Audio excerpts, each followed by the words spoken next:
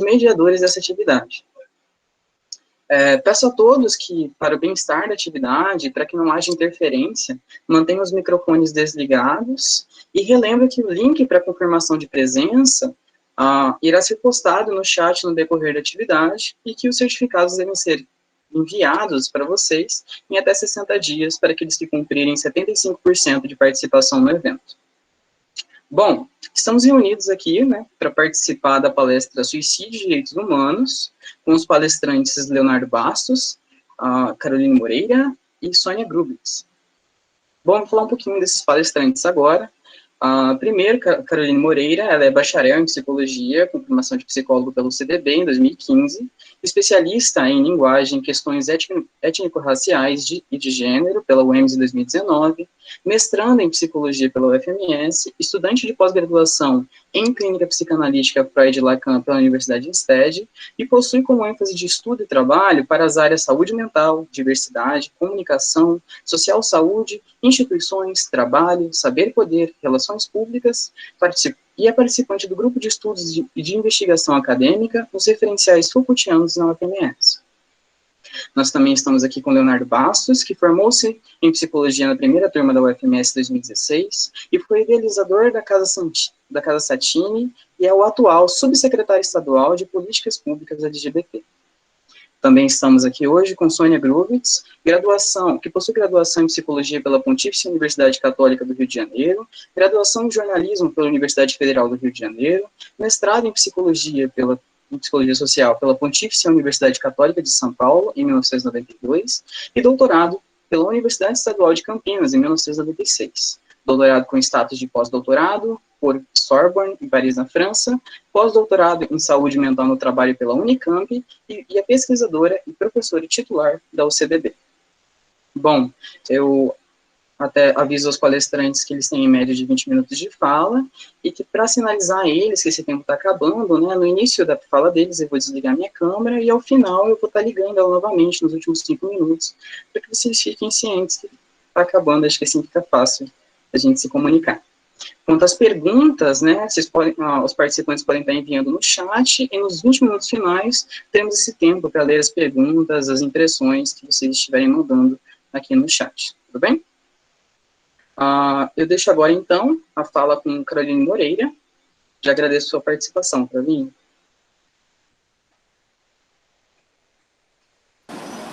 Obrigada. Boa noite a todos e a todas. Estão me ouvindo bem? Gostei dessa maneira aí de comunicação via vídeos, né? Depois aparece.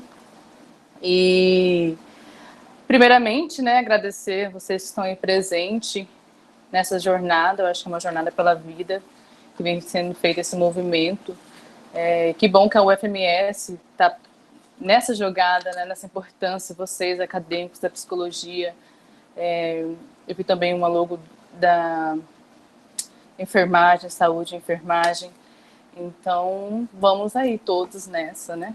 Todos e todas, enfim, essa questão de gênero. Mas acho que muito mais do que definir uma pessoa que seja um indivíduo e suas particularidades. E vou começar com uma frase, eu que também canto, sou cantora também, então eu fiquei pensando muito nessa fala, quando a gente fala de direitos humanos e suicídio. Então vou começar com uma frase e terminar com um canto. E nesse meio a gente vai fazendo um pouco sobre o que é a vida. Só um momento que eu esqueci de colocar o celular para carregar, Brasil. Só um momentinho. Dá um segundinho que eu vou colocar aqui para carregar.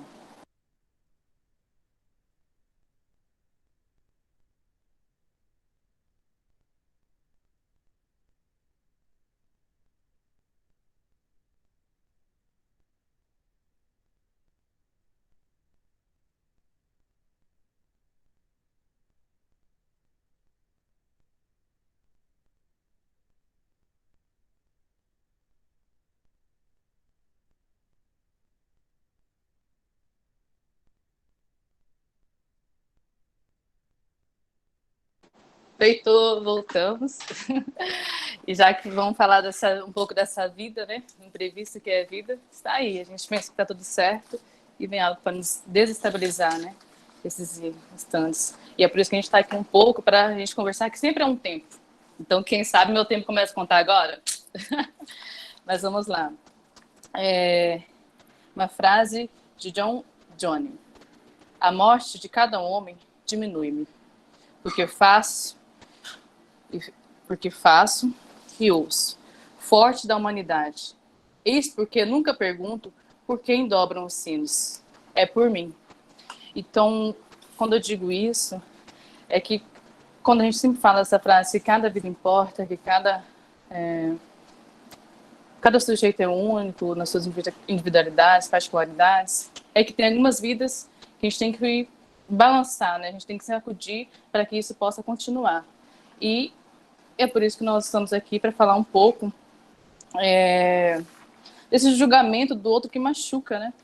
Então, quando a gente fala do suicídio, é o pico do sofrimento, né? É o ato brusco de uma maneira, de uma angústia que às vezes a gente não consegue lidar, essa angústia que perpassa na gente o tempo todo, ela faz presente na nossa vida, e a gente às vezes não dá conta, e acontece esse ato. E a questão do suicídio é um problema de saúde pública. E quando a gente fala do suicídio, a gente fala dos jovens. Nós temos os jovens que são 45,5% entre 15 a 29 anos, que são esses que cometem o maior número de suicídio. Então, a gente pode pensar nisso, a gente pensa numa vida que cada vez está vivendo mais. Então, o que está acontecendo com esse jovem que tem esse ato, né? Então, eu consigo pensar que, às vezes, o viver, a gente pega e vamos pegar a dignidade da pessoa humana, vamos pegar a Constituição. Então, nós deveríamos ser livres nesse nosso viver, né, nesse nosso estar. E, às vezes, essa adversidade que nós somos, seja a população negra, seja a população LGBTQ e a população pobre, enfim, o quanto é difícil esse estar. Então, quando eu digo e o Brasil vem subindo esse índice, né? Então, o que a gente tem que estar pensando, o que está acontecendo nesse nosso social? Então, grande parte desses suicídios são de população de baixa renda. Então, a gente tem alguns problemas que a gente precisa estar discutindo. E o suicídio é um fenômeno, né, complexo, multifacetado. Então, é social, é individual, um aspecto social, um aspecto individual. Eu quero não tentar ser tão técnica.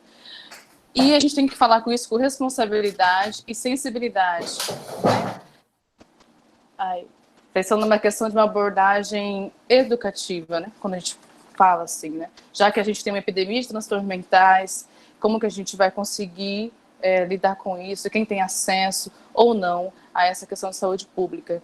E quando a gente fala, vou começar falando já de um mito também, quando a gente fala de suicídio, a gente fala, a pessoa que tentou, ela não era mais para chamar atenção. A gente já sabe que isso é um mito, então a gente tem que cuidar a questão das palavras. Então a gente está sabendo que isso aconteceu, aí vem a questão da saúde pública. O que acontece com essa pessoa que chega ao hospital, chega à unidade de saúde, que teve essa tentativa de suicídio? Ela, após isso, ela tem um cuidado, né, o sistema público de saúde tem um cuidado com essas pessoas que têm essa tentativa, porque a gente sabe que esse é a maior probabilidade de acontecer efetivamente uma ação concreta. Então, a tentativa de suicídio, a gente tem que ficar atento e chama atenção para isso.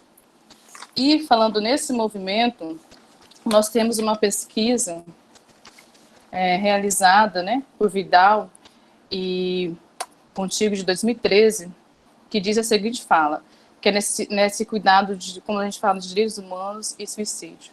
Então, eu peço cuidado com as palavras, esse respeito ao escutar, como que a gente vai escutar, e não sei se aqui tem pessoas da área de psicologia, mas que seja uma fala aberta para que todos, né, de alguma forma, possam escutar e ter um movimento diferente, né?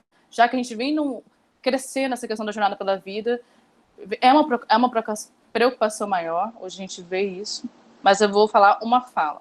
E o quanto que é importante a gente ter cuidado com as palavras. Sobre essa pesquisa de 2013. A fala de um agente de saúde. Não é possível tanta coisa para a gente fazer e socorrer, e fulano tentando morrer, e tem que fazer lavagem, que frescurada, aí que dá vontade de matar mesmo. Isso é um atendimento, então a pessoa que tentou esse suicídio, ela chega a um local de atendimento à saúde e ela escuta essa voz, né? Então essa voz que vem do outro, né? Voz até esse de fora, né? O quanto que de fora nos atinge. Então, por isso que é um fenômeno muito mais complexo do que a gente pensa, né? Então, quando eu penso nos direitos humanos, eu penso que nós precisamos ampliar o acesso a serviços de saúde mental, né, gratuitos, outras demandas urgentes. Então, por que a gente está falando disso? O fator de risco é relevante e é essa tentativa que é o fator de risco mais relevante. Então, nós temos esse exemplo, nós temos pesquisas sendo realizadas, né? E quando... vou pegar aqui agora a Constituição. Eu falar um pouco de estudo, né? Que a gente fala de normas, de leis. E, então, a gente tem algo para tentar barrar, mas nossa cultura, nosso social, nossa vida é tão, às vezes, tão mais forte que, mesmo entendendo isso, a gente ainda passa por cada situação e vamos passar ainda. Por isso que é preciso fortalecer esse movimento que nós estamos fazendo. Artigo 1º. A República Federativa do Brasil, formada pela união indissolúvel dos estados e municípios e do Distrito Federal, constitui-se em Estado democrático de direito e tem como fundamentos a soberania, a cidadania e a dignidade da pessoa humana. E, vou parar por aqui, quando a gente fala de dignidade da pessoa humana, às vezes esse ato é que eu não me sinto digno, né? Então, eu não me sinto digno de estar aqui. Então, quando eu faço esse movimento da minha fala, que a vida, né? Ela é tão efêmera, ela é tão... Isso eu acho que vem o próprio valor da vida, né? Então, eu preciso reinventar essa dignidade e dizer que sim, é possível continuar, que há mais um tempo e que, mesmo que tentem nos barrar, nós vamos, de alguma forma, buscar isso, né? Então, esse movimento que nós estamos fazendo pela Jornada pela Vida, seja aqui, seja em outros ambientes, outras falas, é porque nós precisamos de certas atenções além disso.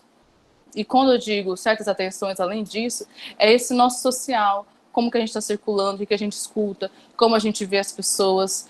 Quando eu estudo a questão da saúde mental, a intolerância religiosa, se a gente fala de fé, ou que cada sujeito use de seus instrumentos, né? Então, eu tenho a Umbanda, que é meu objeto de pesquisa, ou então a religião afro. A criança, ela não pode ir à escola, porque se ela vai à escola com uma guia, ou com algum objeto de sua crença, ela é hostilizada. Então, aí tem o jovem, e tem a mulher que nós... Isso são estudos, né? Em breve eu vou defender a minha dissertação em novembro, então esses são um pouco dos meus estudos. Uma mulher grávida vai ao hospital e ela está com uma faixa de Oxum na barriga. E o médico fala que não vai atender enquanto ela tiver aquele objeto de macumba. E a gente diz que não basta ser negro, tem que ser macumbeiro. Então, quando a gente diz isso, já não basta ser negro, vou falar um pouco aqui do que eu sou, né, do que eu estudo e do que a gente observa. Então, é digno de ser negro, né? Mas como que está esse poder? Quem que está nesses locais de poder? Como que está a contratação, a chefia? E é isso por isso que a gente pega pela diversidade, né? Seja a população LGBTQ+, porque é infinito, não dá para a gente tentar, às vezes, fechar, né? E a população negra também, mas que cada um possa ser a sua liberdade de existir. Nessa tentativa de liberdade, nesse social tom de preconceito. O que eu queria falar mais para você? Que fundamental para vocês, né, para nós, que fundamental é combater o preconceito. Isso depende de todos, de todas. E a questão da população indígena, e eu já disse nessa tentativa, a tentativa não é um mito, então a gente tem que falar sobre isso, né? E quando a gente vai falar um pouco dessa, talvez a grandeza da vida, para a gente tentar mudar um pouco disso. A gente às vezes fica assim pensando, né? Às vezes chega um momento de muita angústia, que a gente sempre fala no primeiro momento, parar para respirar, né? Respira, né? Respira. E a gente pensar do que a gente gosta, qual é o nosso desejo, o que é o nosso limite, o que pode ser de defesa nossa para a gente passar por essa viagem. E essa defesa nossa passa pelo saber, passa por essa discussão que nós estamos fazendo, passa por umas trocas, passa por uma boa escuta. Então, a gente tem que... Recentemente, né, eu bolando essa questão mesmo do estudo, das pesquisas, né? O saber ajuda a viver. E você saber que da onde vem esse sofrimento, né? Será que eu tô com essa dor mais minha ou ela é provocada por um outro, né? Então, e para a gente pensar um pouco nisso e verificar, e é uma luta, né? Uma luta constante para quem tem acesso à saúde mental, para quem tem acesso à própria internet, a quem pode estar ouvindo isso e pensar, poxa, há um outro possível. E isso passa pelo desejo de saber, né? Tocar a vida como ela nos apresenta.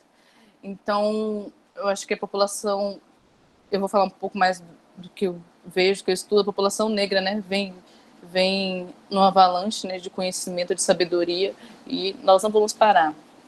E quando a gente fala de consciente, de inconsciente, e uma outra questão, então vamos passar para alguns cuidados, né? O que eu posso fazer então para tentar descobrir essa questão do desejo da minha vida? Passa um pouquinho também para tentar entender qual que é o cuidado que eu estou tendo comigo, entendeu? Qual que é o cuidado que eu estou tendo com o tempo que eu vou mastigar, com o tempo que eu me dedico a fazer uma higiene, seja bucal, seja corporal, o tempo que eu posso planejar para fazer uma atividade física, porque às vezes o viver é difícil, ninguém disse que seria fácil, não é fácil. Então também tem essa questão das redes sociais, nós vemos as redes sociais que hoje tem um certo limite. Por exemplo, você usa o Instagram, o Facebook, você pode colocar um limite lá de quanto tempo você gasta, porque isso nós temos um nome, né? Isso nós já temos um nome, né? A rede social, o tempo, né? A gente perde tempo ou gasta tempo. Ou ganha tempo, né? Com o tempo. Nós temos 24 horas, como vai ser esse movimento? Então, a rede social, nós temos um nome chamado de delusão, porque a gente acredita naquilo que já sabe que é uma ilusão. Então, aquela felicidade, aquele instantaneamento, aquilo nós já sabemos que é falso, mas nós continuamos ali de alguma forma acreditando. Então, eu peço atenção para isso, esse cuidado, sabe? Onde cada um tá movimentando o seu tempo, né? E essa é uma responsabilidade nossa, né? Essa caminhada, essa luta, essa jornada pela vida é uma coisa muito própria do indivíduo. E isso passa por uma autoobservação, um autocuidado e saber mesmo, né? Saber que o que está atrás, o que está do lado, o que está em todo esse movimento é um movimento discriminatório. Então, aí tem que estar uma base para a gente estar se sustentando, né? Que é possível sustentar para continuar. E essa questão do sofrimento, né? Que é um tempo melhor. E essa questão da culpa, né, gente? Vamos tirar isso da gente. Né? Essa questão da culpa do sujeito. Só pensar um pouco mais. E pensar mais nesse presente, né? A importância do silêncio, do cuidado. E neste momento já falei tudo que eu precisava falar. Vou ficar aqui, né? Estarei com vocês nessa disponibilidade para a gente conversar um pouquinho mais sobre isso. Mas o que eu precisava falar é isso. E espero que vocês, de alguma forma, conseguirem entender esse movimento que eu faço, essa provocação. E para a gente tentar finalizar, farei um canto. E para a gente reinventar, né? Se a angústia nos acompanha, como que a gente vai lidar, né, com esse não saber? Então, eu acho que provavelmente o meu tempo está acabando. Olha, nosso amigo João apareceu aí, que lindo, obrigada. que isso, cronometrada, galera. O tempo, né? O cuidado com o tempo, vamos cuidar desse tempo que é nosso, é precioso na nossa vida, nessa existência. E que possamos usar, né, do que nos faz, do que nós temos, e um pouco do que nós temos que possa tirar a gente dessa e colocar no nosso, né, no pessoal particular ali, é a música, é o canto, é a arte, é a pintura, é a escrita. Então que nós possamos fazer um pouco disso. E é um pouquinho disso que eu vou cantar para vocês. Isso é um canto das 3 raças, e mais ou menos assim. Ninguém ouviu um soluçar de dor no canto do Brasil. Um lamento triste sempre ecoou, desde que o índio guerreiro foi pro cativeiro e de lá cantou. Negro ecoou um canto de revolta pelos ares, no quilombo dos Palmares, onde se refugiou. Fora a luta dos inconfidentes, pela quebra das correntes, nada adiantou. E de paz em paz, em guerra, todo povo desta terra, quando pode cantar, canta de dor. Oh, oh, oh, oh, oh. Ecoa noite e dia, é ensurdecedor. Ai, mas que agonia, o canto do trabalhador. Este canto que devia ser um canto de alegria, soa apenas como um soluçar de dor.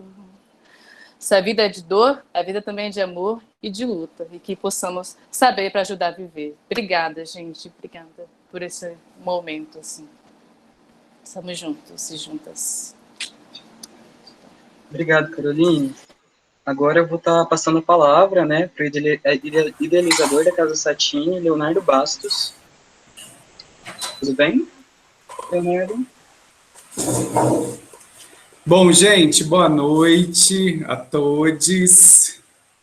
Que alegria ter a Carol Castanha aqui.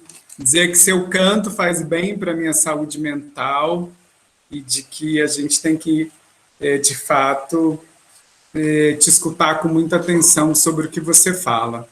Bom, meu papel hoje aqui é falar um pouco sobre a prevenção ao suicídio, a saúde mental e a população LGBT. E eu penso que, da mesma forma que o povo negro, meu povo preto, né, a nossa comunidade LGBTQI, a gente tem raízes que vão boicotar a nossa saúde mental muito próximas, né? Então, acho que o primeiro reconhecimento é pensar que o estigma social, né, que a gente vai, nossa população especificamente, a LGBTfobia, o racismo, o sexismo, enfim, todos esses desdobramentos, né, dessa ideia colonizadora que ainda a nossa sociedade tem muitos requisitos, isso vai afetar na nossa saúde mental. Então, assim, todos os estudos referentes à população LGBT, eles vão dizer, e aí eu digo assim, eu podia ficar na técnica, né, mas se a gente pensar, vou exemplificar, gente. A partir do momento que você tem uma orientação sexual ou uma cor diferente, né, uma raça diferente, você vai ser um pouco do estranho no mundo, né? Então, eu vou dar um exemplo na escola a partir de mim que pega as duas perspectivas, racial e da orientação sexual. Então, eu estudava meu primário, enfim, meu colegial, naquela época chamava assim, numa escola particular aqui de Campo Grande, e aí você tem duas dificuldades, né, assim. Primeiro que, obviamente, o fato de você ser uma criança negra, né, assim, você já vai ter uma dificuldade. Eu lembro que as crianças da minha primeira série, elas tinham várias teorias porque eu tinha uma cor diferente delas. E eu lembro que nenhum adulto, nem meus pais, nem os pais delas, nenhum professor nos esclarecia porque eu era diferente delas.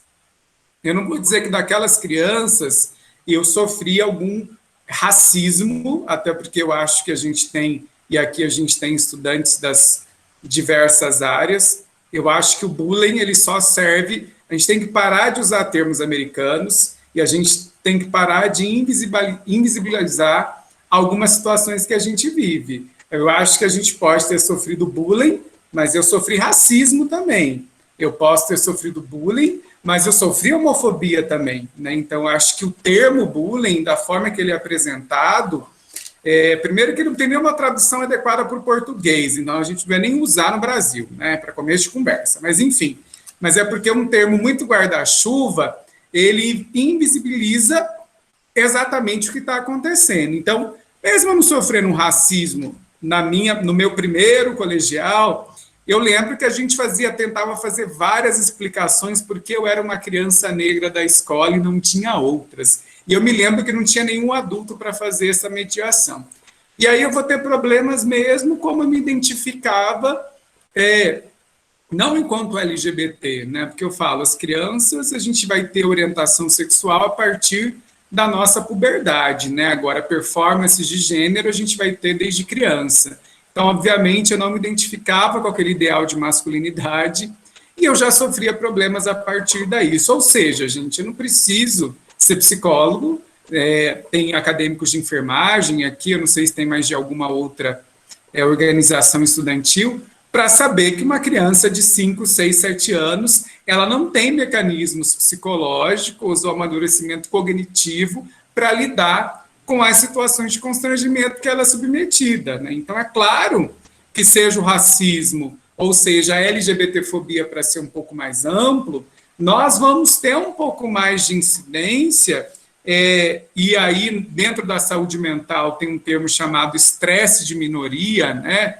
Eu queria fazer um grifo meu, estresse de minoria, entre parênteses, ideológica, né? Porque eu só gosto desse conceito se a gente for chamar de minoria ideológica ou de população vulnerável, que eu acho mais adequado, mas algumas nomenclaturas, elas vão trazer esse termo de estresse de minoria, então é estresse de minoria ideológica, né?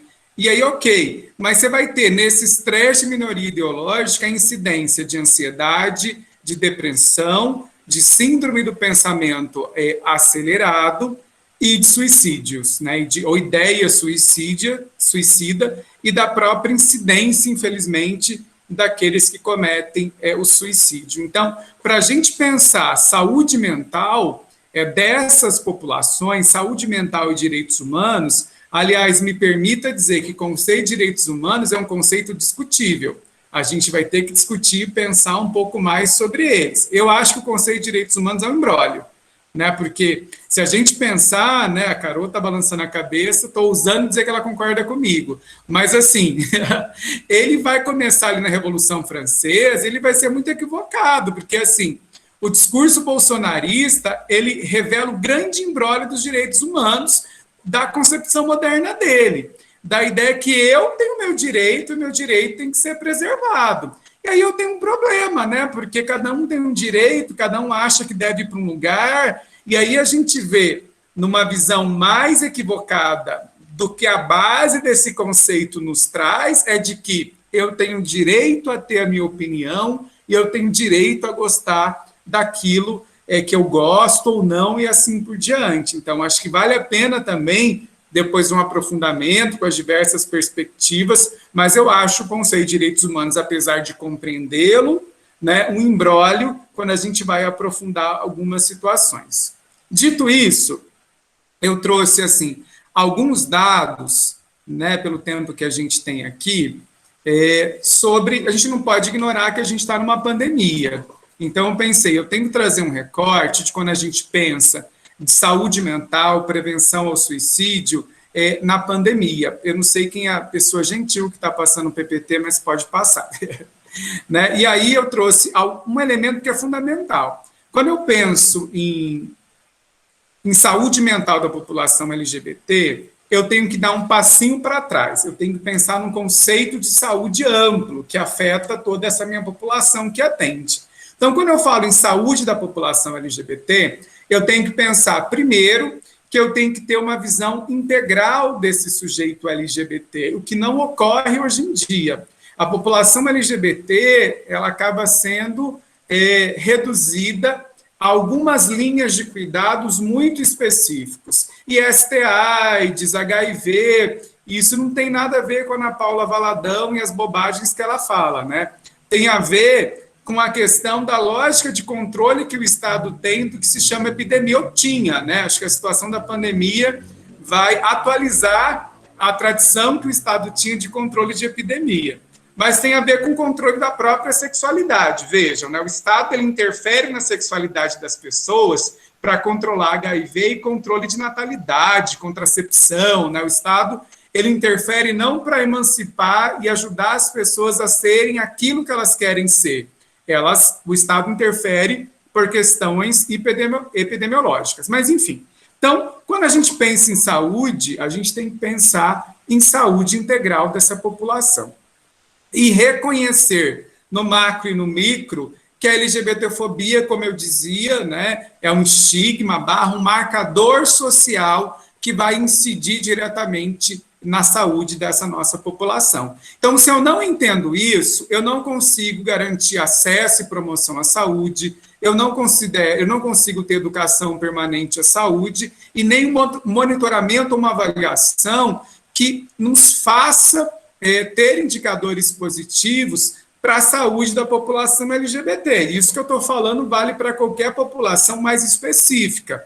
Então, população em situação de rua, população ribeirinha, população do campo, a própria população negra, que grande parte dos médicos desconhece as principais incidências, né? Assim, eu fui saber que a gente poderia ter, tinha uma prevalência em foliculite, por exemplo, assim, ó, depois de muito tempo, né? Então, isso é uma falha nos processos de saúde, de que o sistema de saúde dos N dermatologistas que eu passei, ninguém me disse, olha, né?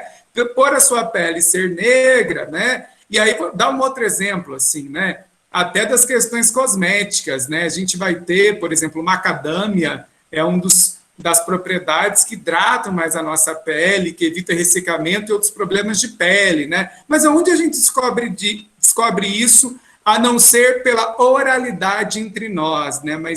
E a oralidade do nosso povo é linda, é ancestral, mas ok, né? Mas a gente pode ter outros profissionais, né, Carol, nos avisando sobre isso. Não é uma obrigação do nosso povo só de traduzir pela oralidade. Então, estou dando um exemplo aqui, fazendo essa intersecção entre o povo negro e o povo LGBT, para dizer que é o mesmo desafio de pensar esse sujeito na sua integralidade e, ao mesmo tempo, qual é a sua especificidade. Tem algumas incidências nesse corpo biológico, que é um corpo histórico, obviamente. Tem outras especificidades, como a saúde da população trans, que eu preciso ter atenção.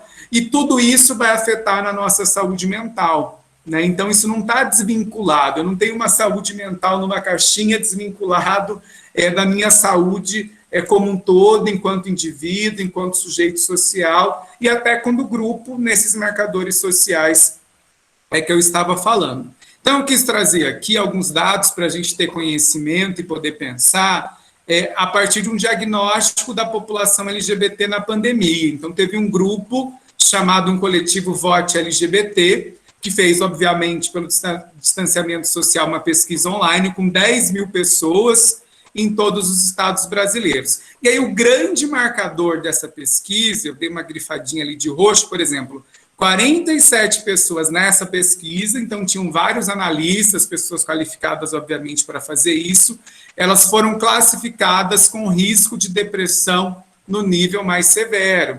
Então, assim, claro, se a gente pensar na pandemia, infelizmente, ela evidenciou todos os problemas e dificuldades na saúde mental que a gente tem, mas quando eu penso, aquelas pessoas que já eram mais vulneráveis, elas se tornaram mais vulneráveis ainda. Então, em outras palavras, quem tinha ansiedade generalizada, ou tinha depressão, ou tinha uma ideação suicida, aquilo numa situação diferente de...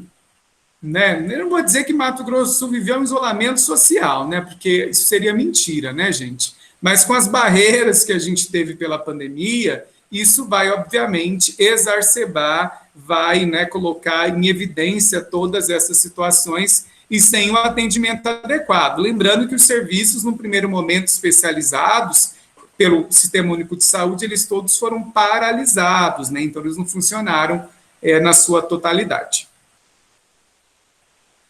Pode passar, não sei se é a Amanda. A pergunta-chave da pesquisa era: você sentiu algum impacto na pandemia de Covid-19 que tem relação com o fato de você ser LGBT+? Aí nesse mais a gente vai incluir intersexuais, pessoas queers e outras denominações, né, que estão surgindo aí, que são legítimas. E aí os dados que a gente teve apresentados, e aí eu trouxe algumas, dentro dessa pergunta eu quis trazer alguns recortes, algumas falas, que eu vou pedir licença para quem está nos assistindo para ler, para ser fiel, né, à pessoa que falou.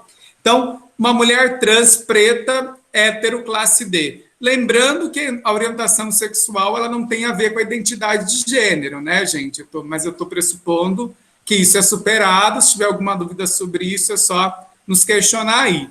Então, antes da pandemia, eu já sofria transfobia por parte da família, mas todos trabalhávamos. Com essa pandemia, passamos a ficar com mais frequência, juntos com mais frequência, e pela não aceitação familiar e por violência psicológica por parte da minha mãe, saí de casa. Ela já havia me expulsado. Estou desolada e nada bem psicologicamente. Um homem cis, negro, gay, classe C. Esse negro, acho que é só um erro de digitação. Estou na minha solidão de homem negro, assistindo diversas cenas de racismo. Quero fazer um parênteses, que isso não é nem na pandemia, né? Claro que a solidão da mulher negra é mais marcada, é outro debate que a gente também tem que fazer, mas você estar na sua solidão da sua raça, assistindo diversas cenas de racismo, isso é o dia a dia, né, de qualquer pessoa que se identifique como preta, como negra e assim por diante. Homem cis, branco, gay, classe B. Acho que é a raça branca, né? Acho que a concordância está aí por conta disso, tá, gente? Dei muita sorte por não ser afetado por ser LGBT. Aí a conclusão eu deixo por vocês, né? Homem cis, branco, classe C. Por ser gay, o convívio com a minha família é sempre delicado. Dessa forma, essa dinâmica imposta pela pandemia ajuda a não estar exposto a esse desconforto. Ok. Mulher cis, branca, lésbica, classe D. Perda de emprego, depressão, ansiedade, conflitos familiares em virtude do isolamento.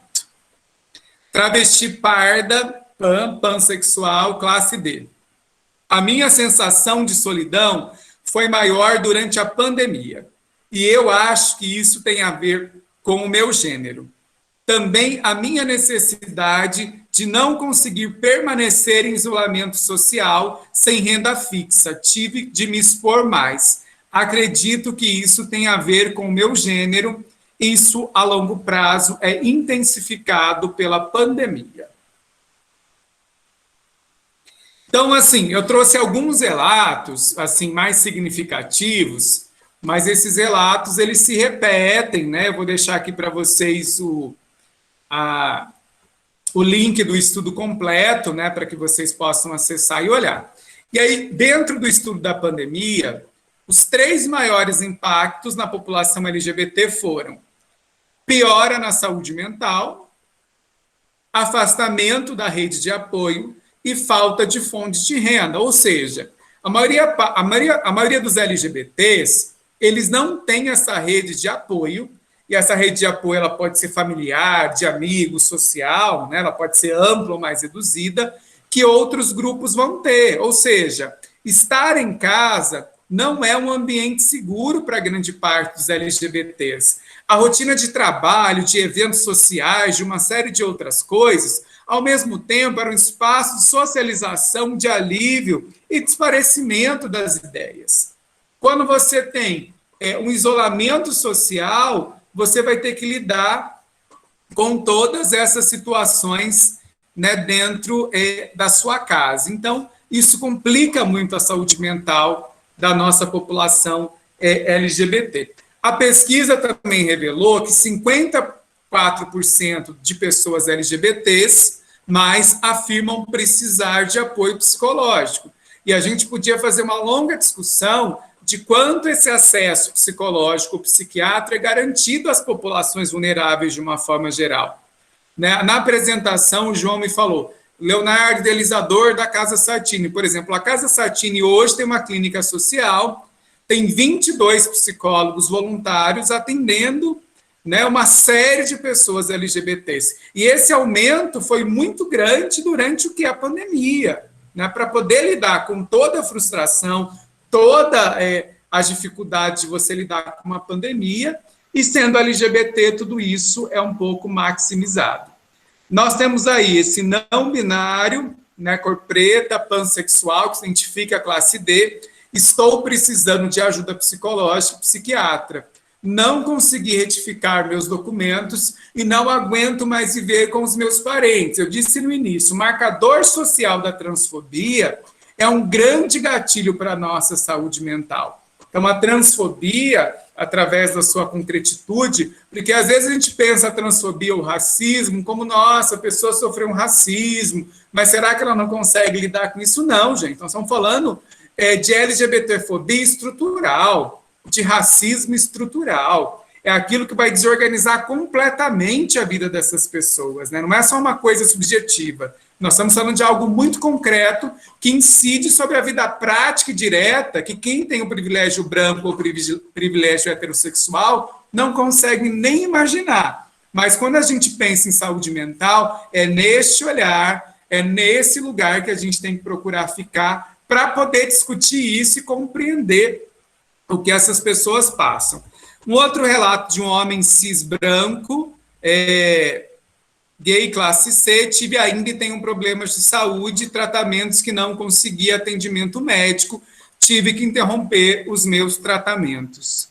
E aí eu não sei se, acho que tem mais um ou dois, né? Exato, tem um, que eu tento ser cartesiano com o tempo, né? Então, assim, eu trouxe alguns elementos para que a gente pudesse, vocês mesmos e mesmas, né, vocês que estão nos acompanhando, pudessem fazer essa análise, né, porque eu acho que a gente discutir um setembro amarelo no meio de uma pandemia, eu espero que não tenha ninguém negacionista aqui. A gente tem um fator social que mudou completamente a nossa organização social e os nossos processos subjetivos, eu arrisco dizer. E a saúde mental da população brasileira / população mundial foi a mais afetada em tudo isso. E aí, quando a gente fala em direitos humanos, nas populações mais vulneráveis, gente, o que é ser uma população indígena, não compreendendo o que está acontecendo, sendo afetado por isso, exposto? Uma população quilombola, uma população remanescente, cigana, população LGBT, ribeirinha, ou seja, obviamente esses grupos, historicamente, eles nunca tiveram políticas públicas adequadas para garantir isso, e no meio de uma pandemia eles não são os primeiros, né? Então, naquele exemplo que não é meu, e eu quero encerrar aqui dizendo que alguns estão passando a pandemia num grande transatlântico, né? Com toda a assessoria possível, com toda a estrutura possível. Mas nós que pertencemos a essa população vulnerável, que lutamos por ela, essa população, gente, está passando esse mar, né, de pandemia e desigualdade social exacerbada numa jangada. Então, a gente tem tentado sobreviver. Então, eu penso que o papel da universidade pública, encerro dizendo aqui que eu saí dessa universidade com muito orgulho, é justamente estar do lado dessa população, entendendo que transformação social não se faz só dentro da universidade, se faz dialogando com a sociedade, saindo da nossa zona de conforto e fazendo de fato, e quero pedir licença para falar com os acadêmicos de psicologia, a nossa profissão, o nosso grande instrumento de transformação social. Quero encerrar agradecendo o convite e estamos aqui à disposição para continuar dialogando. Obrigado pela atenção. Obrigado, Leonardo. Eu acho, assim, que a fala de ambos merece uma salva de palmas, então se todo mundo quiser ligar os seus áudios, para a gente dar uma salva de palmas agora.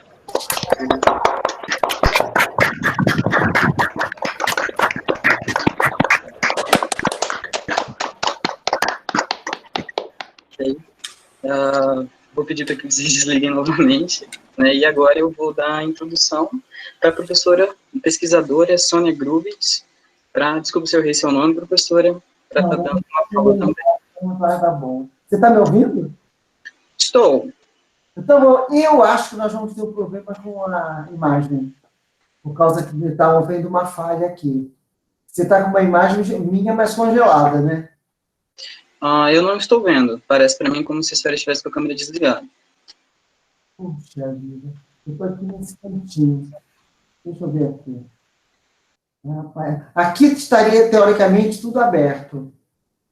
De repente, professora, se a senhora sair da sala e entrar novamente, pode ser alguma coisa do computador. Não. Eu tenho um pontinho aqui em cima do meu computador, que é a câmera. E ele falhou. Eu tenho certeza que não é. Aliás, para entrar, para fazer o link e tudo, foi uma lenha para mim, né? E eu cheguei aqui e disse, será que eu estou na sala certa? Ela botou Carol, e aí eu pensei, eu tô na mesa da Carolina e do Leonardo, né? Aí eu disse, não, eu estou aí mesmo, sou eu. Vocês vão me desculpar, mas eu, em primeiro lugar, quero agradecer muito o convite e dizer para vocês que eu estou com vocês nessas ideias e nesses processos e nessa situação difícil vivida pelas minorias, e eu trabalho desde a década de 90 com populações indígenas. E eu tenho visto o nosso estado, o segundo do Brasil em número de indígenas, eu tenho visto muita injustiça, discriminação, inclusive até comigo mesmo, porque eu trabalho com população indígena. Eu tive a oportunidade de dar uma palestra numa associação de pessoas ligadas à área rural, aqui em Mato Grosso do Sul, e era para falar sobre o papel da mulher, questões femininas, e, como sempre, em todas as minhas palestras, eu entro na questão indígena, porque é a minha praia, eu gosto muito da postura das mulheres indígenas.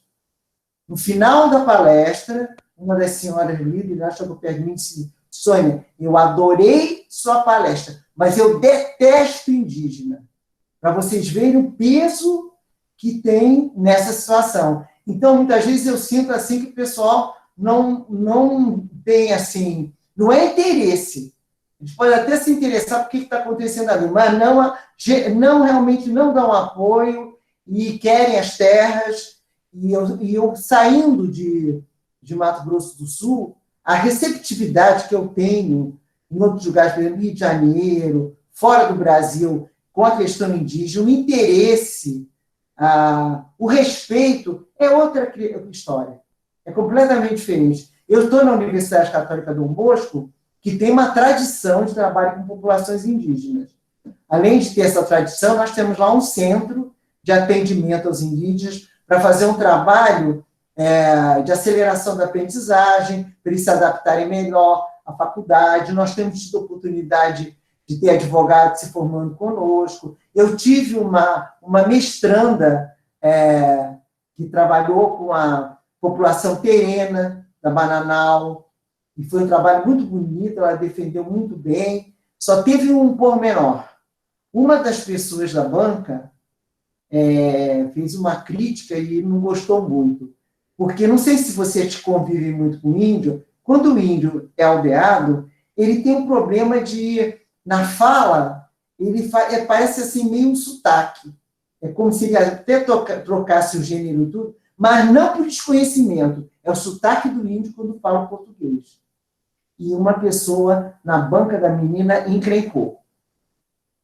Mas a minha sorte foi que na banca eu tinha convidado uma professora de Limoges, que fala bem espanhol e tudo, e na fala dela, ela deu um fechamento elogiando o trabalho dessa moça, que ela ganhou aprovado e com louvor. Então, para vocês verem que às vezes a pessoa está muito próxima e ela discrimina, e a distante, ela valoriza, né? E eu tenho observado muitas vezes essa questão. Mas deixa eu te falar para vocês uma coisa muito rápida, porque eu falo muito, sabe? Eu começo a falar outras coisas, daqui a pouco eu estou saindo do assunto. Eu vou falar de duas questões. Estamos falando de suicídio, mas eu tive a oportunidade de trabalhar e fazer pesquisa com suicídio dos indígenas em Mato Grosso do Sul e suicídio dos idosos em Mato Grosso do Sul. Por quê? Primeiro que a questão do suicídio dos indígenas, ela é de domínio público, conhecida, já houve questões até na Organização Mundial de Saúde, na ONU, com uma questão de estranhamento do índice altíssimo de suicídio dos índios aqui em Mato Grosso do Sul. Em especial, acontece com os guaranis. Quer dizer, esse é um problema que a gente vem enfrentando e parece, depois eu vou mostrar para vocês umas curvas, elas estão meio antigas, a estatística, mas eu acho que pode ilustrar bem isso. Parece que agora, felizmente, está havendo uma discreta queda nos suicídios. Inclusive, o pessoal que trabalha no Distrito Especial de Saúde Indígena está comemorando, porque é assim, uma felicidade o pessoal conseguir controlar. E eu, estando na comunidade, eu observei umas coisas muito importantes de iniciativa dos indígenas em melhorar a lavoura, em melhorar o saneamento, em tentar controlar a questão do alcoolismo. Inclusive, um líder me falou assim, professora, a gente tem a seguinte conduta. Se o Patrício, eles chamam de Patrício, se o Patrício ele está aqui na comunidade, ele está trabalhando, mantendo a família, e ele bebe, é uma coisa. Agora, se ele sai da comunidade e vai para a cidade e começa a beber, a gente vai lá catar o índio e trazer. Porque ele disse que isso pode criar um problema, ele virar até assim um mendigo, um indigente nas ruas da cidade. E, inclusive, já aconteceu no passado alguma coisa desse tipo em Dourado, né? Mas, inclusive, eles com esse pensamento, estão produzindo, estão criando, dentro da comunidade, uma OBS, para fazer um trabalho mais próximo com eles. Então, eu estou sentindo que está havendo assim, uma disposição para mudança.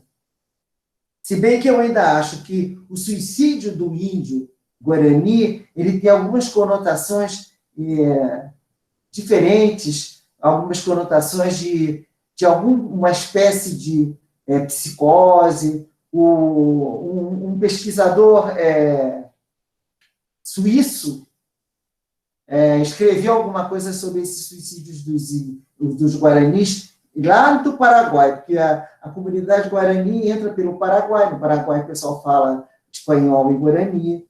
E ele fez uma pesquisa, Wickler, o nome dele.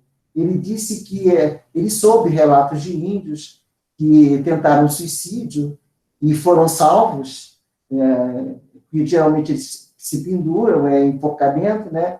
Ele disse que, depois conversando com esses índios, alguns relatavam que eles sentiam como se tivesse um impulso e alguma coisa levando ele ao suicídio. E depois os índios, quando conseguiam salvar, traziam de volta e faziam rituais para tranquilizar o índio. E ele chamava isso de tuguru.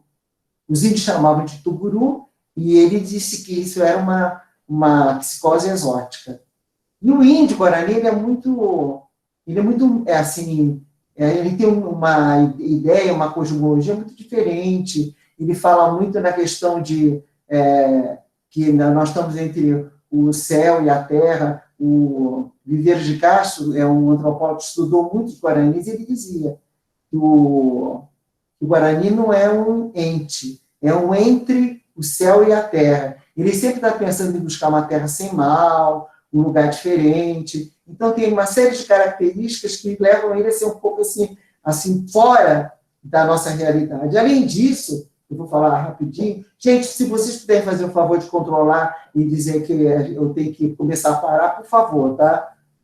Aqui nós temos, assim, falando um pouquinho, uma reserva pequena, 3.474 hectares, os índios têm poucas terras, porque o que aconteceu foi que o Getúlio Vargas, vocês devem saber, ele, na época do governo Vargas, ele fez uma reforma agrária na terra dos indígenas e gerou, no futuro, que aconteceu agora conosco, uma luta pela terra, porque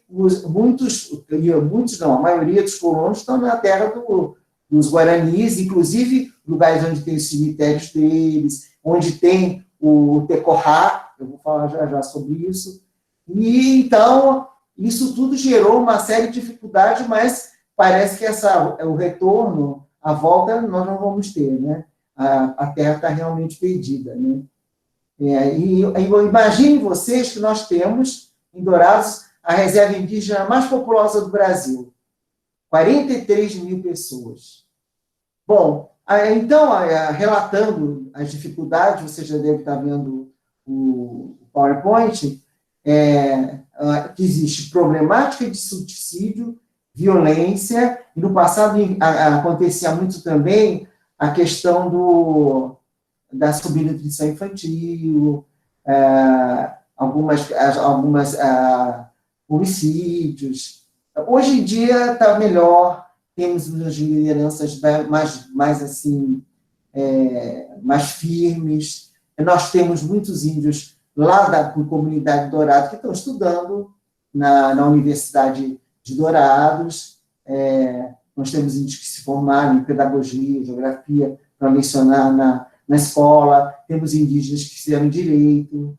Então, está havendo uma mudança. Agora, sai para estudar, mas o importante é a conservação da cultura, é o repensar a cultura, que é muito importante.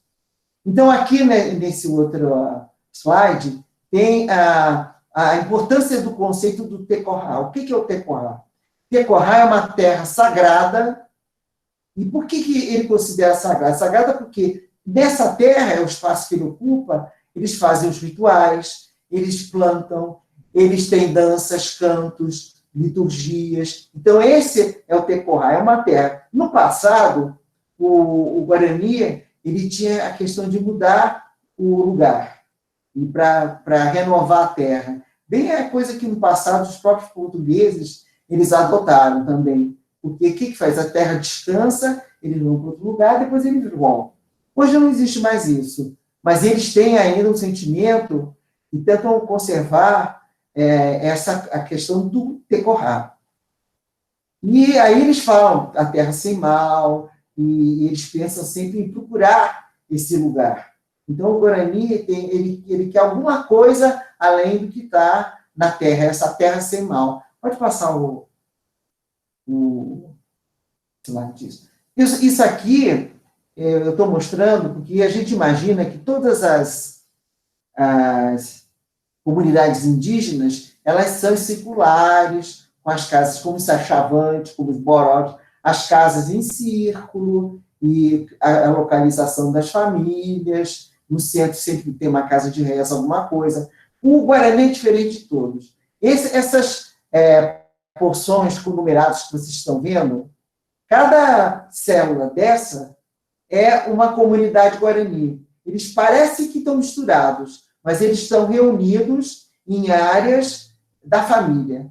E eles vão sempre crescendo, a população, construindo a casa, sempre naquela área, sempre naquela área. Eu tive uma mestranda, até ela foi professora da Unigrande Dourados, que está aqui em Campo Grande, a Adriana Sordi. A Adriana fez uma pesquisa, até foi a pedido lá da universidade, e depois ela levou e começou a fazer um trabalho com os Guaranis, de um recenseamento na casa 1, 2, 3, para saber quantos índios tinha, quantos eram, o que faziam. E quando foi a surpresa dela, quando ela chegava nessas partes que formam a célula, tinha casa 1A, 1B, 1C, 1D. Por quê? Tinha a casa original. Eles iam se casando, eles iam se reunindo em outras famílias, porém aquela família ficava sempre naquela célula. Então, a organização deles não é circular. A organização deles é por esses aglomerados de indígenas. Inclusive, a primeira vez que eu fui na Terra Guarani, quando eu comecei minhas pesquisas, eu tinha trabalhado com os Bororo, aí quando eu entrei na comunidade, eu disse assim, onde é que está o centro? O centro da comunidade. Eu estava até com o professor Antônio Brandi, que faleceu, que é historiador, sempre estudou os guaranites. Isso, olha, aqui não tem isso, não. Eles têm uma outra organização completamente diferente. Então, pode passar, por favor? Aqui, eu tirei alguns gráficos, vou mostrar alguma coisa para vocês. Aqui, nós temos o caso de violência física e sexuais nos polos da região sul do estado. Então, nós temos Amambai, Antônio João, Carapó, Dourados, Iguatemi, Paranhos, por ano. Cada cor representa um ano. 2015, vocês vão observar que tem uma barra maior em Amambai e em Dourados. E foi um ano de uma incidência muito grande de violência. Pode passar. E aqui é a série histórica de homicídios. Quer dizer, nós tivemos também em 2008 um aumento, depois baixou um pouco, depois regularizou um pouco, e aqui em 2016 já tinha diminuído. Tá? Pode passar. Então, aqui, eu acho que é o gráfico mais interessante. A incidência de suicídios por faixas etárias. Vocês observem que nós temos, na faixa de 15 a 19 anos, as mais altas taxas. E temos também taxas bem significativas em 10 até 14 anos. Mas eu encontrei casos de suicídio em crianças de 7 anos. E aí, o que vai acontecendo? Conforme vai passando o tempo, né, e a pessoa vai envelhecendo, chega lá na frente e você vai ver que maior de 60, 0. Teve aqui um tempo, em 2016, 3%. Quer dizer, não é o caso de idoso. Agora, nós temos, daqui a pouco eu vou mostrar para vocês, em se tratando dos idosos não índios, nós temos nas pesquisas que eu desenvolvi com a Cecília Minay da Fiocruz, nós temos o segundo estado em número de suicídios de idosos. E a gente não pode nem falar na questão do indígena, porque ela é muito maior e muito mais significativa de que todos os outros grupos, e comentada e levada para outras instituições para discussão no mundo inteiro. Então, causa realmente essa preocupação. Pode passar. Aqui nós temos a incidência de suicídios por localidade. Então, vejam bem, Tacuru, 27%, agora Dourados, 19%, a distribuição dos suicídios em Mato Grosso do Sul por cidades, né? Iguatemi, 11%, ali pela fronteira também acontece esses episódios, né? Pode passar. Aqui tem por ano, você já vê que começa aqui na faixa de 40, né? E vai por aí, sobe um pouco, vai até a 60, e aqui que eu estou mostrando que é a queda. Teve uma pequena queda, que não é tão significativa, vocês estão vendo que fica entre 30 e 40, né? Então não é tão significativa, mas é 37. Parece que está havendo essa tendência por toda uma reorganização e uma melhoria no interior das comunidades. E eles estão, assim, se integrando mais, estão com mais roças comunitárias de soja, até mesmo fora da comunidade, que já não tem muito espaço. Então, parece que eles estão conseguindo se organizar melhor. Tem um problema que eu estava conversando lá com uma mulher indígena. As indígenas, as mulheres, têm muita liderança. Então, ela estava falando sobre a vida dela, ela tinha um grupo de mulheres, tinha uma série de atividades, e aí tinha sentado perto dela um rapaz, um índio, e aí ela disse assim, tá vendo meu filho? Ela falou, ele estuda, e estuda aqui numa escola, aqui dentro da comunidade, ele estuda à noite, e ele queria muito trabalhar no corte de cana aqui do lado. Até ela mostrou a direção, o corte de cana para ganhar algum dinheiro durante o dia. Mas ele não pode, porque é proibido adolescente, criança, trabalhar na lavoura, né? Quer dizer, você vê que interessante a nossa lei lá dentro, né? Não pode, que tem que só estudar e tudo. Mas, assim, eu tive experiências muito interessantes com eles e muito bem recebido nós somos. Eu tenho um carinho muito grande pela população indígena. Pode passar. Nós temos, assim, uma situação que eu acho, assim, que me alegrou muito, muito, muito quando começou, que no DICEI, Distrito de Saúde Especial Indígena, eles contrataram psicólogos e assistentes sociais.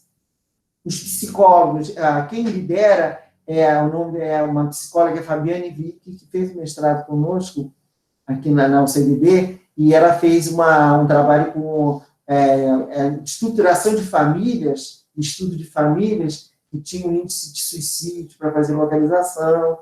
E a Fabiane hoje trabalha nessa área, ela dirige um grupo de psicólogos e assistentes sociais, e ela preparou esses grupos para poder fazer um trabalho e com um conhecimento da cultura indígena, porque isso é muito importante, porque a gente tem uma série de conceitos e teorias da psicologia, mas dos não índios, e conhecer a cultura indígena é muito importante. E eu sei que ela conseguiu fazer esse trabalho, e psicólogos e assistentes sociais atendem uma demanda significativa de indígenas que apresentam vulnerabilidade e risco social, problema abusivo de álcool, uso de drogas, tentativas e ideações suicidas, familiares enlutados pelo suicídio, crianças, jovens e mulheres. Então, os psicólogos já entraram nas comunidades, já estão fazendo um trabalho em Mato Grosso do Sul, principalmente na área Guarani, e as coisas, eu acho que já começaram a mudar e vão mudar ainda muito mais. Tá? Então, aqui, suas atuações vão desde ações de promoção, saúde, prevenção de agravos, até as intervenções psicossociais, psicoterapêuticas, entendendo os fatores culturais para casos de problemas já existentes. Então, eu acho que a psicologia ela teve assim, um avanço para se adaptar às características dessas nossas populações vulneráveis. E a gente vê isso com muita satisfação. Pode passar, tá? Eu acho que já eu acabo. Suicídio de idosos. Aqui eu comecei a pensar, quando comecei a trabalhar, principalmente em Dourados, que Dourados tem problema de grande incidência de suicídio de idosos, grande incidência de suicídio de índios. E eu fiquei pensando, por que tanta coisa acontece em Dourados? Aí eu tive assim, uma fantasia, né? Porque Dourados, no passado, foi só a comunidade indígena, depois foi o entreposto do Paraguai, da Guerra do Paraguai, e depois é que começou a se desenvolver a cidade. Então, muita coisa aconteceu ali. A história de Dourados já é uma história significativa. Outra coisa que eu percebi quando eu estive, quando eu fui para a periferia, quando eu fiz a entrevista com as famílias dos idosos que se suicidaram, eu notei uma coisa. Eu fui para uma periferia onde eu entrevistei umas 4 famílias. Essa periferia, ela não tinha urbanização. Apesar de ter casas até muito boas, e assim, sobrados, ter comércio, e do lado tinha um assentamento de sem terra. Então, eu senti que tudo isso que passa em Dourados, essa aproximação da população indígena, é uma coisa assim, muito preocupante. São muitas pessoas vulneráveis dentro desse contexto. Então, importância do serviço social, importância dos centros de saúde, importância da ação dos psicólogos. Inclusive, quando eu trabalhei com idosos que tentaram suicídio, Quando era para falar com as famílias dos que se suicidaram, eu ia para as casas, entrava, conversava, sempre fui bem recebida, aí muitas vezes a família se reunia, aí também chorava um pouco, fazia mais uma semiterapia, mas quando eu fui trabalhar com os que tentaram suicídio, eu encontrei esses idosos sozinhos.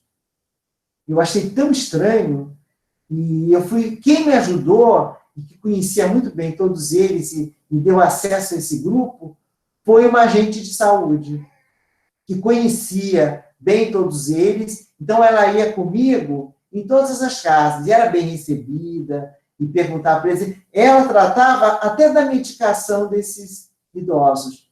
Então eu senti que aqueles idosos, eles estavam faltando afeto, estava faltando acompanhamento. Teve um idoso que ele subiu no telhado para tentar suicídio, e depois houve um problema de interferência, tanto familiar quanto interferência do serviço social, pessoal de saúde, para alguém acompanhar, ficar com ele, né? Então, eu encontrei lá um revezamento das filhas que passavam um tempo com ele e iam embora, mas, assim, foi forçado, mais ou menos, essa situação. Não é muito fácil de você fazer esse tipo de pesquisa, de fazer esse tipo de acompanhamento, porque a gente vê coisas muito tristes mesmo, dolorosas. Bom, o que eu posso falar mais sobre isso? Essas influências de questão tanto das características da cidade, como dessa dinâmica indígena. E aqui, só para encerrar, para fechar, eu trouxe uns gráficos dos suicídios em Dourado. Então, observem bem, quanto ao gênero, 60% de homens e 40% de mulheres. Quando a idade, a faixa etária com incidência maior entre 70 e 79 anos. Aí depois cai um pouco as de 80 e 89 anos, e 60 e 69 menos ainda, e acima de 90, 0%. Acho que quem chega até lá continua, sobrevive, né? Pode passar para o outro. Então, religião, 60% disse que não tinha nenhuma religião, 20% disse evangélico e 20% católico. E o estado civil, 60% casados, 20% de viúvas e 20% de recasados. E eu acho que o período, essa questão do período é muito interessante. 80% à tarde, final da tarde, 20% de manhã e 0% à noite. E tem, inclusive, vocês já devem ter, todo mundo comenta isso é coisa comum. Existem duas coisas, cair da tarde, que é um pouco assim, melancólico, e principalmente final de semana. Esse final da tarde, às vezes a pessoa, domingo então nem se fala, eu acho que é também porque segunda-feira tem que trabalhar, mas de qualquer maneira tem esse sentimento. Até meio da tarde o pessoal faz churrasco, reúne tudo. Quando vai chegando o entardecer, um domingo principalmente, o pessoal já fica mais quieto, mais triste. Até essa questão do tempo do dia é uma questão também que influencia nos humores, influencia nos sentimentos. E o método, só para fechar, 20% a arma de fogo, porque eu acho que a gente está aqui em Mato Grosso do Sul. Agora, o enforcamento, 80%. E no mundo inteiro, o índice maior é de enforcamento. Eu até andei pensando, refletindo, por que acontece isso? Por que o enforcamento, que parece, quem olha, parece uma coisa assim tão triste, deprimente, tão violenta, e ele se enforca. Dizem, alguns aí estudiosos, dizem que é mais rápido. Que apesar de ser tão esquisito, que quase que no mesmo momento em que eles se enfocam, quebra o pescoço e morre na hora. Mas sempre, de qualquer maneira, uma coisa muito... Quem vê... outra coisa também, eu observei nas minhas pesquisas, que existem alguns tipos de suicídio que aparentam ser para o mundo ver. Eu tive um caso que, do portão da casa, eu estou dando um exemplo, do portão da casa da viúva, ela mostrou tudo. O pessoal recebe bem, mostra, fala, porque isso funciona mais ou menos como uma terapia. Eles dava para ver o lugar onde ele se pendurou, assim, no fundo de um corredor. Então, ficou exposto para a rua toda. Ele estava sozinho em casa, um senhor, e ele arrumou a corda, tudo, e subiu num banco, e aí soltou o banco, e aí se enforcou. Assim, algumas descrições bem, assim, assim, de violência, de depressão, de tristeza, umas coisas até... Vocês imaginem a situação das famílias, né? Uma lembrança dessa, uma situação dessa, né? E isso é muito triste, muito doloroso, né?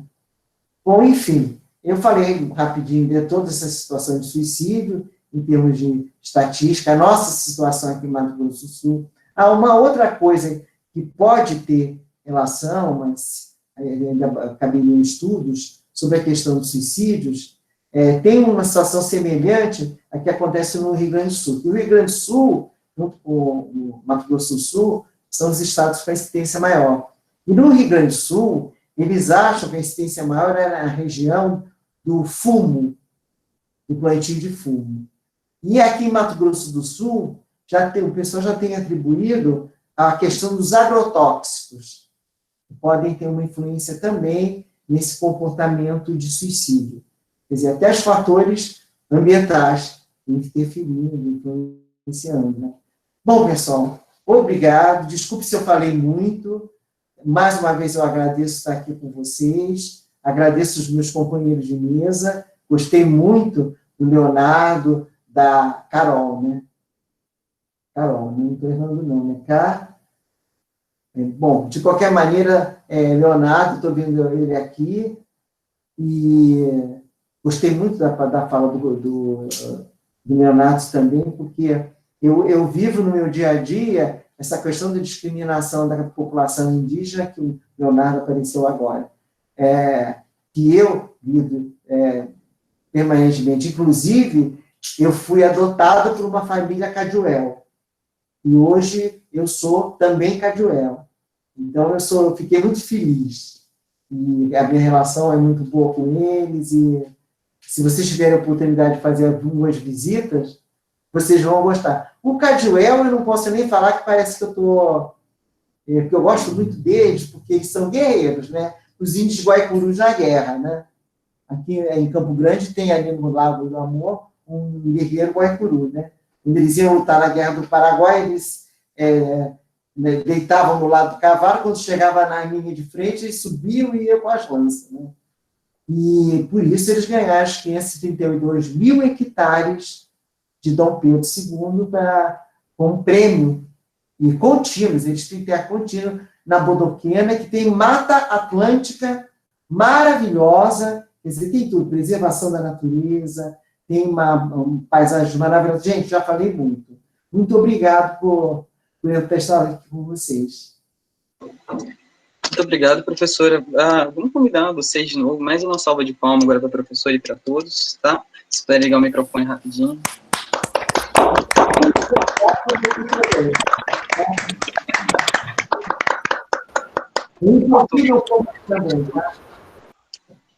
Muito obrigado pela fala. Agora a gente vai abrir para as perguntas. Caso vocês tenham perguntas, podem mandar no chat, a gente vai fazer a leitura agora. Se alguém quiser, de repente, externar pelo microfone, também pode. Só peço que avise aqui no chat antes, né, só para a gente garantir.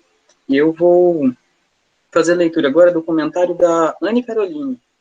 E ela falou assim: puxando um pouco do que a professora Caroline explanou, a importância dos profissionais da saúde ter esse olhar mais empático com as pessoas que necessitam e ou buscam de nossa ajuda. Gostaria de indicar 2 livros, sendo eles A Morte é um Dia que Vale a Pena Viver, de Ana Arantes, e Sobre a Morte e o Morrer, de Elizabeth Kubler-Ross. Está indicando aí leitura para a gente. Caso algum palestrante também desejar fazer pergunta para o outro, nesse momento também vocês podem, fiquem à vontade. Uma coisa que está falando sobre morte, uma coisa assim, que eu aprendi muito com os índios, é essa questão. Para eles, morte e vida estão no mesmo nível. Mas é muito importante para os índios chorar o defunto. Porque, por exemplo, morreu, incinerou, acabou. Ou então aquela coisa de, agora nós estamos vivendo esse drama, que a pessoa que teve o Covid fecha o caixão, não tem velório, não acompanha. Para aqueles que estão enlutados, eles precisam viver um tempo ainda com o defunto. E a gente não está conseguindo isso. O índio, ele valoriza muito essa questão de estar junto, de chorar o defunto, e ver a morte e a vida no mesmo nível, no mesmo plano.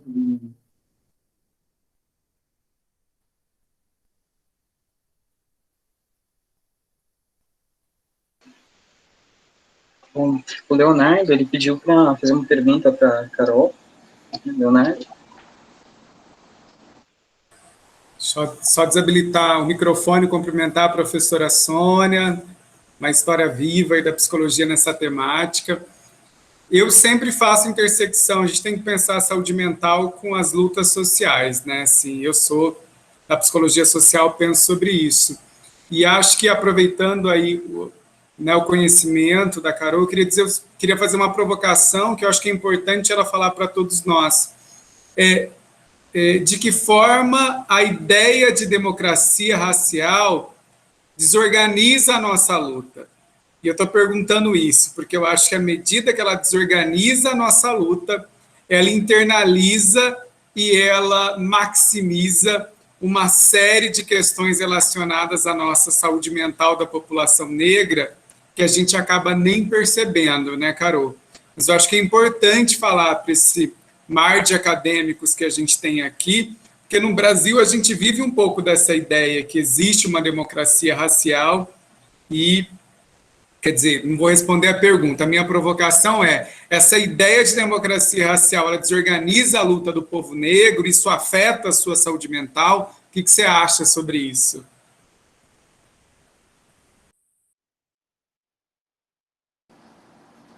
Eu acho que quando a gente vai falar da saúde mental da população negra, eu acho que muito cai um pouco disso mesmo, a questão do mito, né? O mito da democracia racial, que a gente vem combatendo, né? Essa fala como se nós somos país de mestiço, por aqui tá tudo ok, não tem racismo, você que sente uma outra coisa diferente. E quando a gente está aqui, né, nessa oportunidade para tantos acadêmicos, e é esse dito, né? Quando a gente fala do racismo, como você bem disse, né, ele é estrutural, ele passa por todas as demandas, né? E quando a gente diz essa democracia, que é um mito, que a gente pode pegar para que cada um, né, faça sua observação particular, né? O ambiente que frequenta, faça um teste de pescoço, ver onde o negro está inserido, qual é essa posição, e aí você vai ver que essa democracia, ela não existe, né? Ela não é equiparada, então nós temos alguns lugares determinados, mas é isso, a população negra sempre foi resistente, né? Todos nós resistimos a esse pisar, né? Esse pisar sobre o indivíduo, e a gente vai assim lutando, vai resistindo mesmo, e vamos abrindo barreiras, né?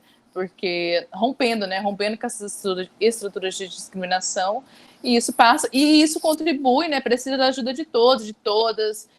Então, vamos aproveitar aqui, vou falar da questão do lugar de fala.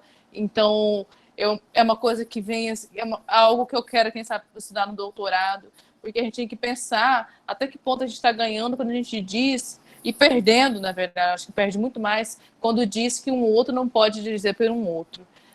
Eu posso não sentir, mas eu posso ter empatia e saber um lugar, e saber que eu posso, e sou um homem branco, sou uma mulher branca que tem poder, então eu vou contratar uma diversidade para estar junto comigo. Então eu acho que é importante também soltar isso, que a gente, às vezes, as pessoas ficam, o que eu posso falar, como que eu vou falar?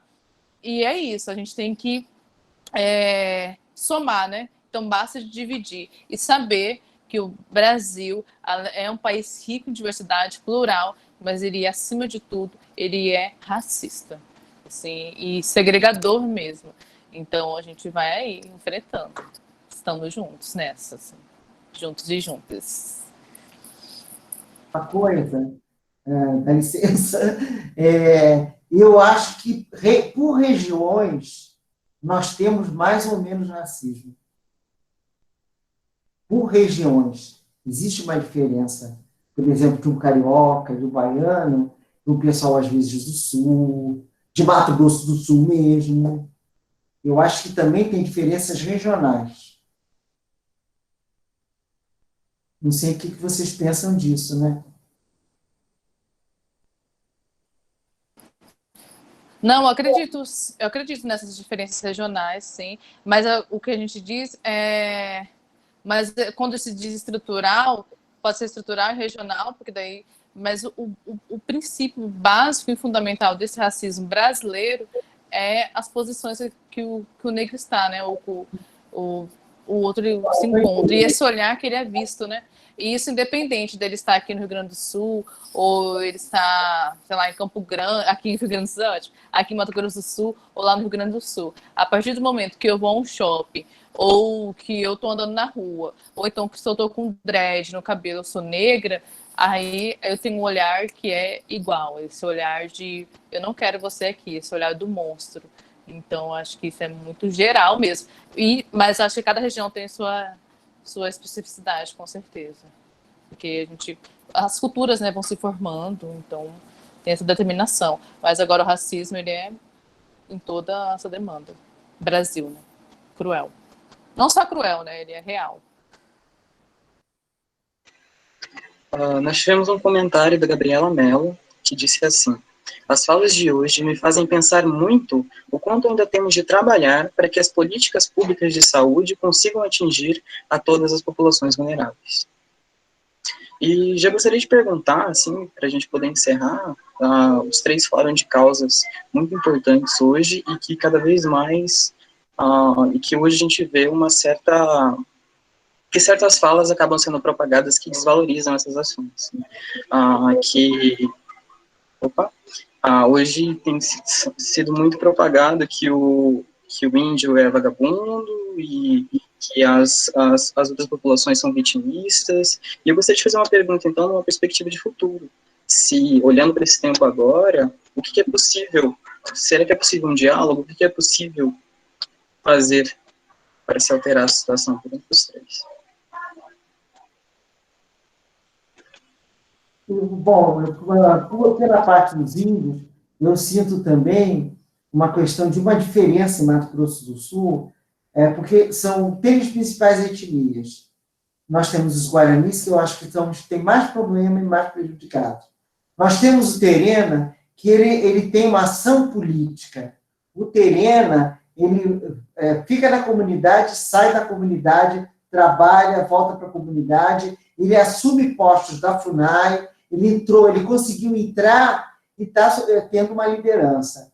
Agora, os Caduel, eles são ricos, porque eles têm 531 hectares de terra, 538 mil hectares de terra, tem gado, tem cavalos, e nós temos índios Caduel que estão aqui na cidade e tem casas, enfim, a diferença, inclusive, socioeconômica é muito grande, e a possibilidade deles mesmos, pelas condições pessoais, de chegar até a universidade. E existe, ao CDB, nós temos uma área especial para eles, para acompanhar, para reforçar. Lá em Dourados, existe uma parte da Universidade Federal, lá da Grande Dourados, que tem específica para o acolhimento dos índios. Eu já ouvi algumas queixas de que ali funciona mais ou menos como um lugar para eles serem discriminados. Então, os índios, eles ficam naquele lugar, como se fosse preparar, mas, na verdade, eles ficavam vivendo naquele meio e tem uma separação. Eu já ouvi comentário daqueles índios de Dourados mesmo. Então, eu acho, assim, que tem muita coisa para a gente fazer, eles também são diferentes, mas eu acho que eu acredito que as coisas vão melhorar. Porque eu sinto que eles estão se afirmando cada vez mais.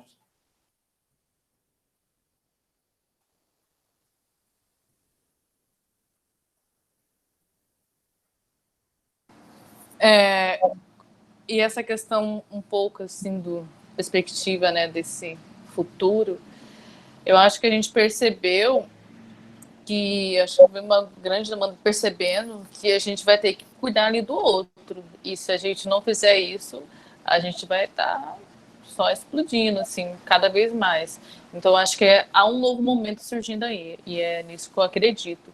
E até porque nós temos alguns avanços já, né? E esse momento, esse nosso debate, nosso diálogo, eu acho que a gente tem que só tomar cuidado com o que a gente pode produzir para tentar romper essas barreiras, né? Que é uma tentativa de correr constantemente. E o que a gente e como que a gente vai fazer isso? Isso vai ser a partir do diálogo, vai ser a partir de políticas públicas, vai ser a partir de olhares para a diversidade. E a gente está vendo o que está acontecendo, né? Então, acho que para trás a gente não anda, né? Mas a história é feita assim, né? De avanços e desavanços. Mas ela, de alguma forma, segue e a gente segue resistindo. A gente não estamos aí parados. Tanto é que estamos aqui, né, discutindo isso. Muito bem, assim, eu mandei 2 links aí, pensei agora, acho que é a Mayra que está sem acento, não sei se é a Mayra ou Maíra, né? Ela perguntou se ela não acha que a questão da falta de informação do atendimento profissional mais adequado, seria o caso dos profissionais da população negra, não seria a falta de informação. Eu até mandei aí 2 políticas nacionais que são documentos importantes referenciais, a saúde integral da população negra e da população LGBT. Para a gente discutir saúde indígena de uma forma geral, a gente teria que explicar toda a estrutura que a saúde indígena é pensada. Mas eu queria dizer assim, acho que o grande compromisso que a gente tem que ter, a deficiência dos profissionais da área da saúde, e nós temos aí mais de 12 profissões consideradas da área da saúde, ela começa na formação. Então, no próprio processo formativo, nós vamos ter 2 grandes defasagens. Primeiro, os profissionais de saúde, eles saem da universidade, em sua grande maioria, sem entender o que é saúde pública.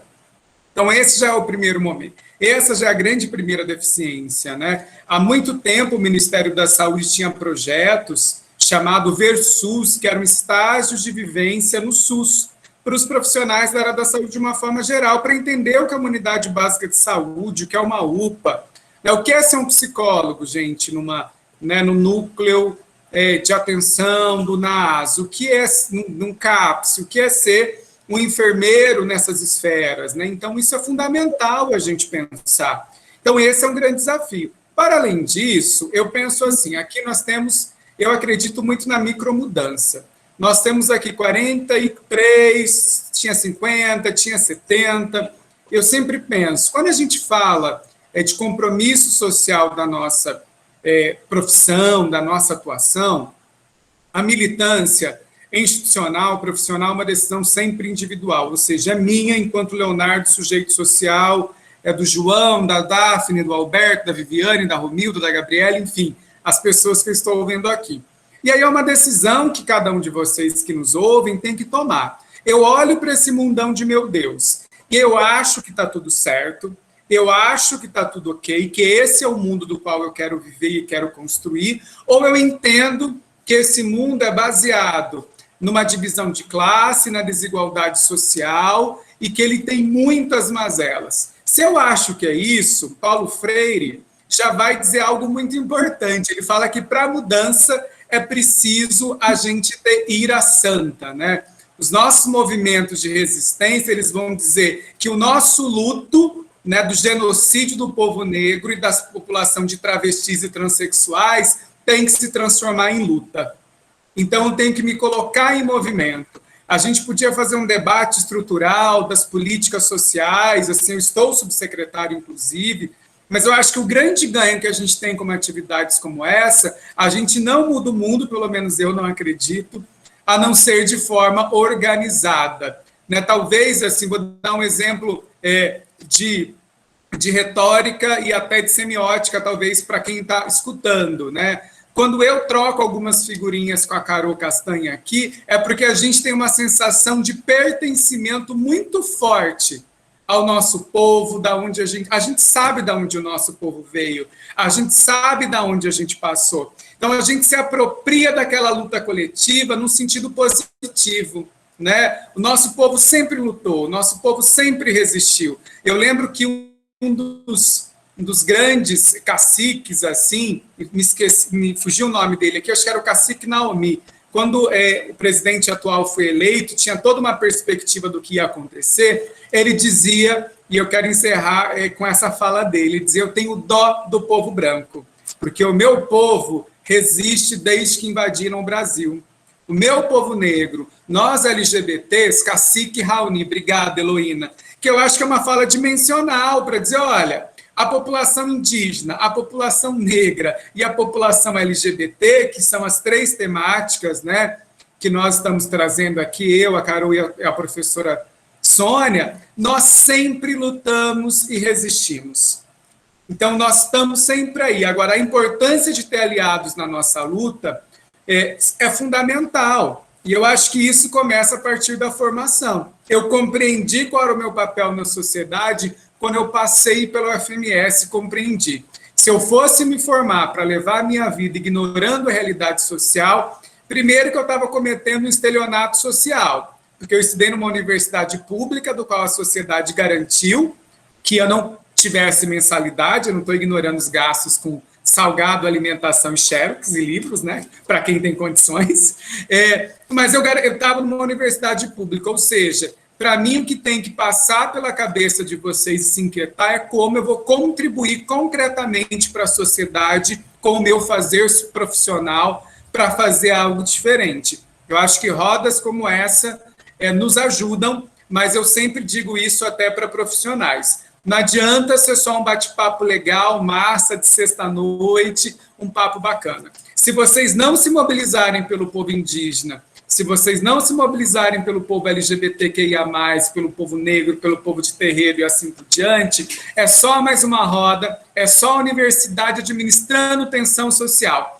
Tem um tema importante, a universidade ela faz uma mesa, ela faz uma roda, ela faz uma semana, mas aí a vida concreta não muda de ninguém. Ou seja, faça o grande exercício de pescoço, que eu adorei esse termo que a Carol utilizou, olhe para o lado, veja quem está precisando, se coloque em movimento. Se você não puder ajudar, coloque quem precisa em contato com quem pode ajudar, e aí isso é o que a gente vai ter, essa mudança que a gente tanto quer. Eu sou otimista, mas eu não vou apostar só na crítica social para que a gente mude o nosso mundo. Aposta que isso não dá certo é o que a gente está vivenciando. Então, não se conforme com a realidade que a gente vive. Se coloque em movimento do seu jeito, não seja só um militante de internet, pelo amor de Deus, né? Faça algo concreto, não precisa nem postar no Instagram, no Stories, mas faça algo concreto e conte com a gente, assim. Eu vou deixar aí os meus contatos, o que precisar. Eu estou na luta com vocês para ajudar, para pensar junto, para sofrer e para chorar. Às vezes a gente chora, gente, às vezes a gente se lamenta, mas aí depois a gente acorda e fala, bora viver, bora lutar. E assim, muito obrigado aí em nome do João,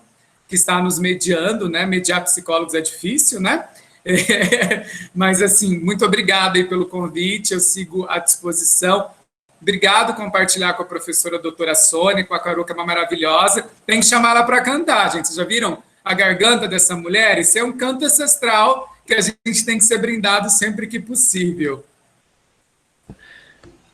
Eu vou pegar carona, João, aqui na fala do Leonardo, dar boa noite para todo mundo, assim, e agradecer pela potência, né, assim, dessa mesa em vários aspectos, né, assim, afetivos, sobretudo, né, acho que o canto da Carol nos mobiliza os nossos afetos, né, assim, tão importantes também para a gente conseguir fazer luta também, né, e agradecer também porque é muito comum, e eu fico vendo isso nas redes sociais, que chegam aquelas publicidades, o quanto que o Setembro Amarelo tem sido banalizado por nós mesmos da psicologia, né, no sentido de quase que culpabilizar ou responsabilizar unicamente as pessoas, né, fiquem felizes, sobrevivam, não se matem, e aí a gente veste amarelo, solta balão, pendura cruzes, mas a gente não discute isso que são os determinantes sociais, né, assim, do suicídio. Então, eu queria agradecer a cada um de vocês, agradecer aos estudantes e às estudantes também pela proposição, né, de um espaço como esse, assim, e reforçar aí o que o Léo disse, da importância da gente sair desse evento e tentar materializar aí em ações, em luta, em práticas. Então, gratidão aí pelo momento. Foi muito bom conhecer vocês. Bom, pessoal, vamos encerrar agora, tudo bem? Quero agradecer a presença de todos que estiveram aqui, agradecer também aos palestrantes, a professora Sônia, a Carolina e o Leonardo, que a universidade sempre esteja aqui para vocês e que a gente possa ter mais diálogos como esse. Lembrando a todos que o certificado vai ser liberado em 60 dias para aqueles que tiverem 75% de presença no evento, e pedindo que vocês sigam as redes sociais da LASMA UFMS, da Lato UFMS, lá no Instagram, tá? Para que a gente possa promover mais diálogos assim também. Muito obrigado, boa noite a todos. Boa noite.